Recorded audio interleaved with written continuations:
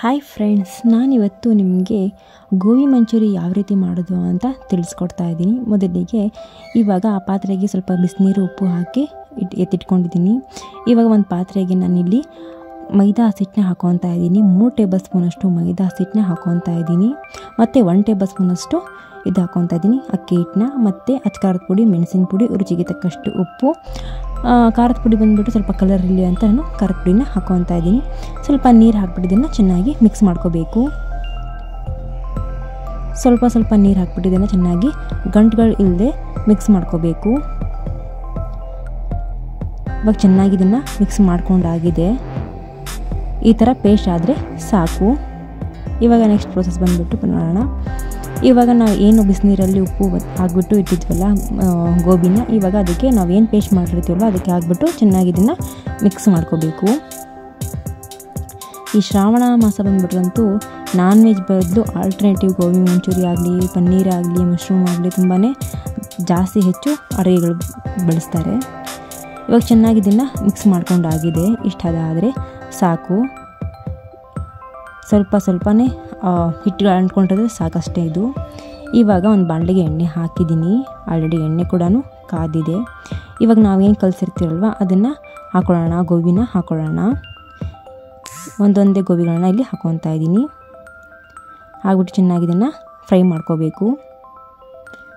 ಲೈಟಾಗಿ golden brown ಆದರೆ ಸಾಕು. ನೋಡ್ತಾ ಇರ್ಬೋದು, ಕ್ರಿಸ್ಪಿಯಾಗಿ ಗರಿಯಾಗಿ ಒಂದು ಲೈಟಾಗಿ ಬಂದಿದೆ. ಇವಾಗ ಗೋಲ್ಡನ್ ಬ್ರೌನು ಇನ್ನು ಸ್ವಲ್ಪ ಲೈಟಾಗಿ ಬಂದರೆ ಆಗೋಗುತ್ತೆ. ಇವಾಗ ಆಲ್ಮೋಸ್ಟ್ ಆಗಿದೆ, ಕ್ರಿಸ್ಪಿಯಾಗಿ ಕೂಡ ಬಂದಿದೆ. ಇವಾಗ ಒಂದು ಪಾತ್ರೆಗೆ ಇಲ್ಲಿ ಎತ್ತಿಕೊತಾ ಇದ್ದೀನಿ. ನಾನಿಲ್ಲಿ 1 kg ಗೋಬಿ ಮಂಚೂರಿನ ಮಾಡ್ತಾ ಇರೋದು.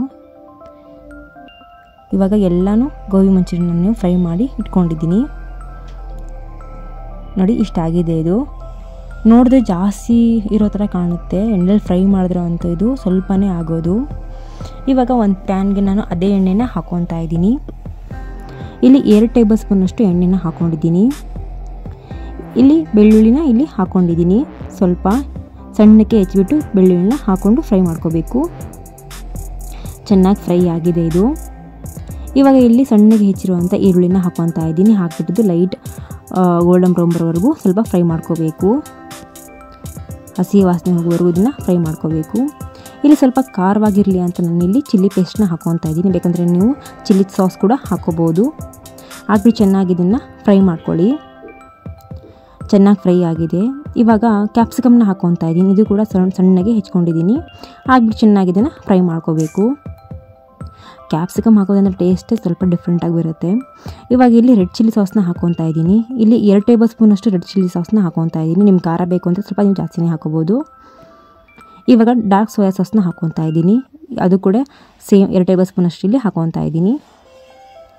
ಸ್ವಲ್ಪ ಸ್ವೀಟ್ನೆಸ್ಗೆ ಟೊಮಾಟೊ ಕೆಚಪ್ನ ಹಾಕ್ಕೊತಾ ಇದ್ದೀನಿ. ರುಚಿಗೆ ತಕ್ಕಷ್ಟು ಇಲ್ಲಿ ಉಪ್ಪನ್ನ ಹಾಕ್ಕೊತಾ ಇದ್ದೀನಿ. ನೋಡ್ಬಿಟ್ಟು ಹಾಕ್ಕೊಳ್ಳಿ, ಏನಕ್ಕಂದರೆ ಸಾಸ್ಗಳಲ್ಲಿ ಸ್ವಲ್ಪ ಉಪ್ಪಿನಂಶ ಇರುತ್ತೆ. ಹಾಕ್ಬಿಟ್ಟು ಚೆನ್ನಾಗಿ ಇದನ್ನು ಫ್ರೈ ಮಾಡ್ಕೋಬೇಕು. ಒಂದು 5 ನಿಮಿಷ ಫ್ರೈ ಮಾಡ್ಕೊಂಡ್ರೆ ಆಗೋಗುತ್ತೆ. ನಾವೇನಿವಾಗ ಮಂಚೂರಿ ಫ್ರೈ ಮಾಡ್ಕೊಂಡಿರ್ತೀವಲ್ವ ಅದನ್ನು ಮಿಕ್ಸ್ ಮಾಡ್ಕೊಳ್ಳೋಣ. ಇವಾಗ ಚೆನ್ನಾಗಿ ಇದನ್ನು ಮಿಕ್ಸ್ ಮಾಡ್ಕೊಳ್ಳೋಣ. ನನ್ನ ಚಾನಲಲ್ಲಿ ಇನ್ನೂ ಕೆಲವು ರೆಸಿಪಿಗಳು ಅಪ್ಲೋಡ್ ಮಾಡಿದ್ದೀನಿ. ಇಂಟ್ರೆಸ್ಟ್ ಇದ್ದರೆ ಒಂದ್ಸಲ ಚೆಕ್ ಮಾಡಿ. ಚೆನ್ನಾಗಿದೆ, ಮಿಕ್ಸ್ ಆಗಿದೆ. ಇದಕ್ಕೆ ನಾನಿಲ್ಲಿ 1 ಟೇಬಲ್ ಸ್ಪೂನಷ್ಟು ಕಾರ್ನ್ಫ್ಲೋರ್ನ ಪೇಸ್ಟ್ ಮಾಡಿ ಇಟ್ಕೊಂಡಿದ್ದೀನಿ. ಇವಾಗ ಹಾಕ್ಕೊತಾ ಇದ್ದೀನಿ. ಇದನ್ನು ಹಾಕ್ಬಿಟ್ಟು ಚೆನ್ನಾಗಿ ಇದನ್ನು ಮಿಕ್ಸ್ ಮಾಡ್ಕೋಬೇಕು. ಕಾರ್ನ್ಫ್ಲೋರ್ ಹಾಕೋದ್ರಿಂದ ಸ್ವಲ್ಪ ಮಸಾಲೆ ಎಲ್ಲ ಅದಕ್ಕೆ ಅಂಟ್ಕೊಳ್ಳುತ್ತೆ. ಸಾಸ್ಗಳೆಲ್ಲ ತುಂಬಾ ಟೇಸ್ಟಿಯಾಗಿ ಬರುತ್ತೆ. ಇಲ್ಲ ನಮಗೆ ಕಾರ್ನ್ಫ್ಲವರ್ ಬೇಡ ಹಾಗೆ ಅಂದ್ರೂ ಕೂಡ ಚೆನ್ನಾಗಿರುತ್ತೆ. ನೋಡ್ತಾ ಇರ್ಬೋದು, ರೋಡ್ ಸೈಡಲ್ಲಿ ಯಾವ ಥರ ಮಾಡ್ತಾರೆ ಅದೇ ಥರ ಬಂದಿದೆ ಮಂಚೂರಿ. ಇವಾಗ ಕೊತ್ತಂಬರಿ ಸೊಪ್ಪನ್ನ ಹಾಕ್ಕೊತಾ ಇದ್ದೀನಿ. ಇವಾಗ ಸರ್ವಿಂಗ್ ಪ್ಲೇಟ್ಗೆ ಹಾಕ್ಬಿಟ್ಟು ನಿಮಗೆ ತೋರಿಸ್ತೀನಿ ಯಾವ ರೀತಿ ಬಂದಿದೆ ಅಂತ. ಇವತ್ತಿನ ರೆಸಿಪಿ ನಿಮಗೆ ಇಷ್ಟವಾದಲ್ಲಿ ಪ್ಲೀಸ್ ಲೈಕ್ ಮಾಡಿ, ಶೇರ್ ಮಾಡಿ ಮತ್ತು ಕಮೆಂಟ್ ಮಾಡೋದನ್ನು ಮರಿಬೇಡಿ. ತಪ್ಪದೆ ಸಬ್ಸ್ಕ್ರೈಬ್ ಮಾಡ್ಕೊಳ್ಳಿ. ನಾನು ಯಾವುದೇ ವಿಡಿಯೋ ಮಾಡಿದ್ರೆ ನಿಮಗೆ ನೋಟಿಫಿಕೇಷನ್ ಬರುತ್ತೆ. ಬೆಲ್ ಐಕಾನ್ನ ಪ್ರೆಸ್ ಮಾಡಿದ್ರೆ ಇನ್ನೊಂದು ವಿಡಿಯೋದಲ್ಲಿ ನಿಮಗೆ ನಾನು ಸಿಗ್ತೀನಿ. ಬಾಯ್.